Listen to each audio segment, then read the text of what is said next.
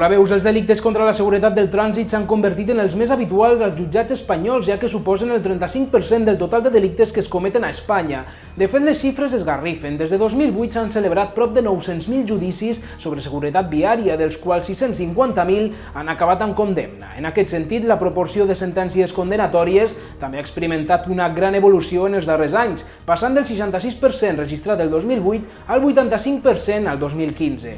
Malgrat la gravetat de les dades, els catalans encara no s'han conscienciat prou, ja que prop de 700.000 conductors reconeixen haver realitzat alguna vegada conductes delictives al volant, tals com conduir sota la influència de l'alcohol o les drogues, anar a més de 200 km/h per una autopista o circular sense carnet. Més d'1,5 milió de conductors catalans ignoren que poden anar a la presó per una qüestió relacionada amb la seguretat viària, però més enllà del desconeixement, aquestes conductes comporten un problema molt més greu en la societat, ja que tenen una influència directa en les xifres de sinistralitat. De fet, es pot estimar que el 14% del total dels morts en accident de trànsit va morir per conductes delictives d'un altre conductor. S'estima que un total de 2.400 persones han perdut la vida per aquestes pràctiques en els darrers 8 anys. Aquestes són algunes de les principals conclusions d'un estudi presentat avui per la Fundació Línia Directa i realitzat en col·laboració amb la Fundació Espanyola per la Seguretat Viària.